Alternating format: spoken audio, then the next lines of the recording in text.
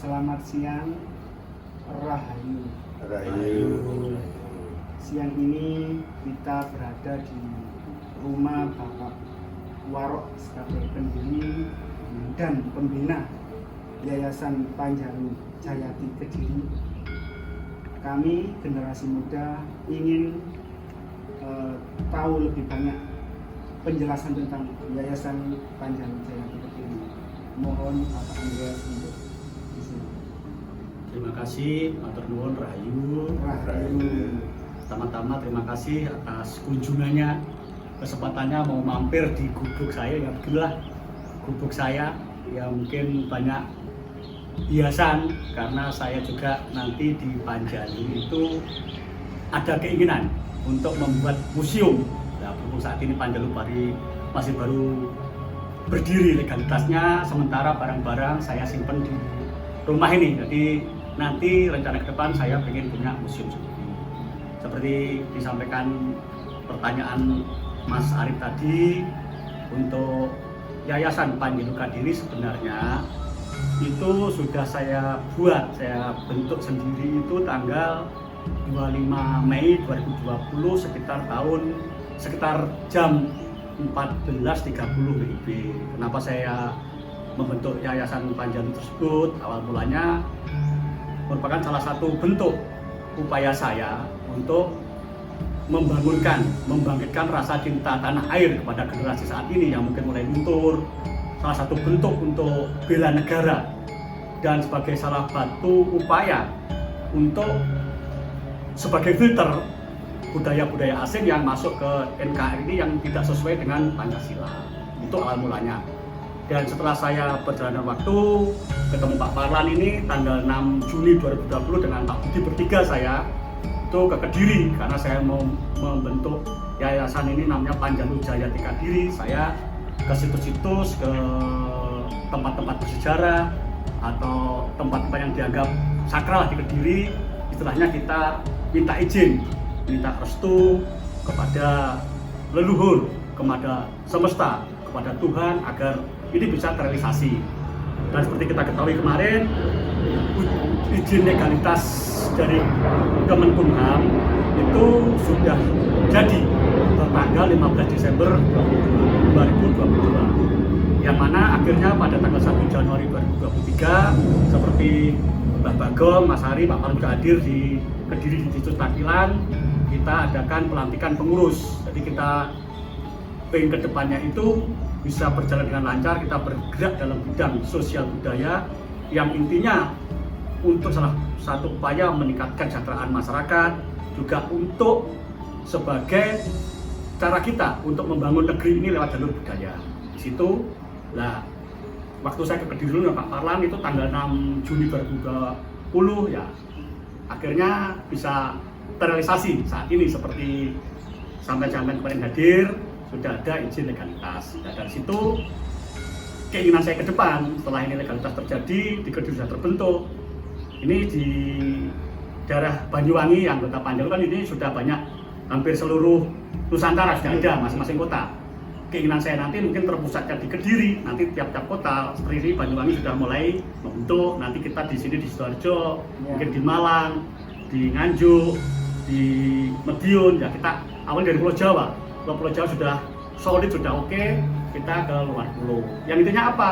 Untuk membangun negeri ini kembali ke budaya, ke ajaran leluhur yang adiluhung. Karena apa?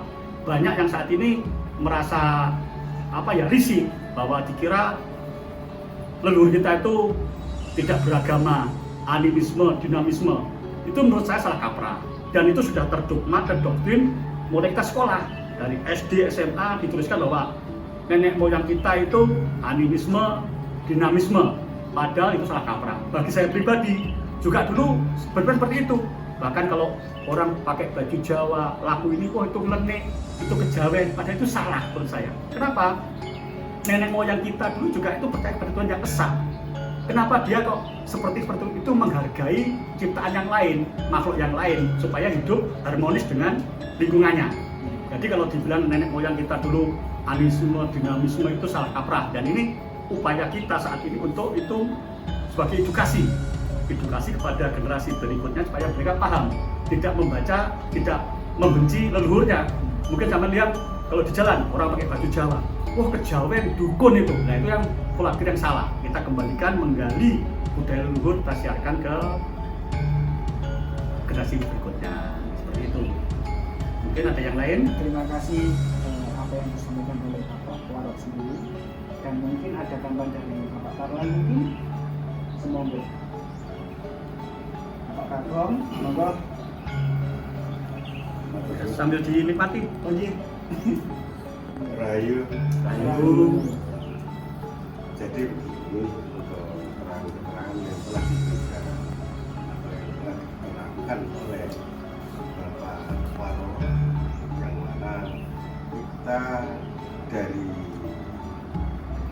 awal, dari SD, dari Cila itu sudah diberi pelajaran-pelajaran yang menyimpang, yang mana kita sebagai orang Jawa dikatakan percaya adanya animisme, dinamisme, itu leluhur kita dulu dicap seperti itu. Nah, sebenarnya itu sebagai propaganda sejarah, propaganda penjajah untuk menguasai bangsa kita, yang mana kita dijauhkan dari budaya atau sejarah-sejarah bangsa, sehingga mudah untuk dikendalikan.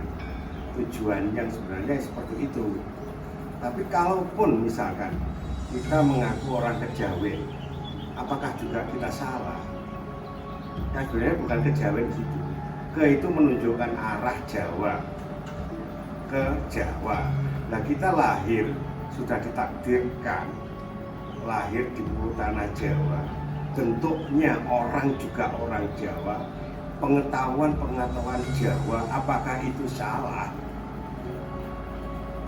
Jadi menurut pendapat saya yang katanya kejawen itu malah dari luar yang masuk ke Jawa ingin mempelajari ilmu Jawa, itu disebut kejawen karena masih menunjukkan arah. Sedangkan kita orang Jawa kok. Ternyata setelah saya pelajari lebih dalam lagi bahwasanya Jawa itu tidak cukup hanya suku, tapi pengertian dari Jawa adalah benar, benar. Kalau orang China atau etnis China belajar Jawa, apakah salah? Saya katakan tidak, karena dia punya perilaku seperti Jawa, jadi orang benar. Mungkin keterangan saya cukup segini dulu, bisa dilanjut lebih lanjut lagi. Terima kasih. Rahayu. Mungkin Bapak Gom. Rahayu. Untuk melengkapi masalah pengertian Jawa. Jawa itu sebenarnya isinya ajaran-ajaran filsafat. Kalau diartikan secara Jawa, apa sih filsafat itu? Filsafat itu adalah suatu bentuk pengertian. Pengertian tentang apa? Tentang kehidupan. Jadi jangan salah, kalau membaca sebuah kitab atau masalah perkabaran, itu yang diceritakan itu adalah hanya istilahnya masalah gelaran. Nah, gelaran itu kan tujuannya menggelar cerita itu kan juga ada maksudnya. Nah, maksudnya itu yang dikatakan bahwa gelaran itu terbentuk menjadi istilahnya ada tembung singiludaning basa. Karena namanya singiludaning basa itu ya bentuk-bentuk sanepan.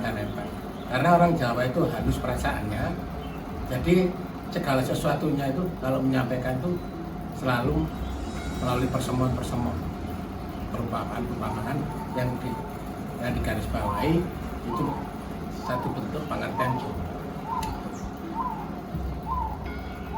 Sekian, terima kasih. Kalau mungkin ada tambahan dulu.